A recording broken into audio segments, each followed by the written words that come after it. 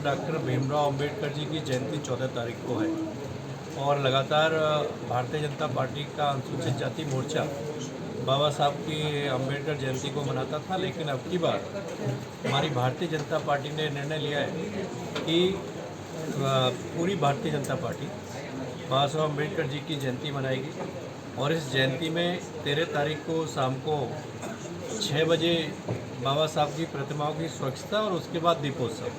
14 तारीख को सुबह बाबा साहब की प्रतिमा का मालार्पण, पुष्पांजलि, मिष्ठान वितरण और उसके साथ साथ संविधान की प्रस्तावना पढ़ना। दूसरा, एक बहुत अच्छा अभियान हमारी पार्टी ने, जिस तरीके से विपक्ष ने भाजपा के अगेंस्ट में लोगों के लिए नैरेटिव सेट किया है कि भारतीय जनता पार्टी संविधान विरोधी है, आरक्षण विरोधी है, अंबेडकर विरोधी है। हमारी पार्टी ने तय किया है कि कांग्रेस ने लंबे समय इस देश में शासन किया और कांग्रेस के शासन में बाबा साहब अम्बेडकर जी का लगातार अपमान रहा और उनकी मृत्यु के बाद भी उनका निरंतर अपमान कांग्रेस ने किया। और वहीं कांग्रेस ने संविधान का दुरुपयोग भी निरंतर किया। भारतीय जनता पार्टी की सरकार आने के बाद, चाहे वो सदैव अटल जी की सरकार हो, चाहे आदरणीय प्रधानमंत्री मोदी जी की सरकार हो, उसमें बाबा साहब अम्बेडकर जी और संविधान दोनों के लिए सम्मान देने का काम भी किया गया है।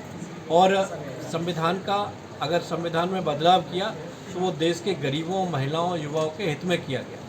तो हमारी पार्टी ने तय किया कि अब की बार जो अभियान है 15 तारीख से 25 तक प्रत्येक ज़िले में हर नागरिक को कांग्रेस ने अम्बेडकर जी और संविधान के साथ में क्या क्या किया और भाजपा ने क्या किया, ये एक्सपोज करने के लिए अभियान की गोष्ठी निरंतर पूरे 10 दिन चलेगी। सभी कार्यकर्ता, हमारी पार्टी के नेता इसमें जाएंगे। उसी को लेकर आज ये प्रदेश कार्यशाला का आयोजन यहाँ पे किया गया।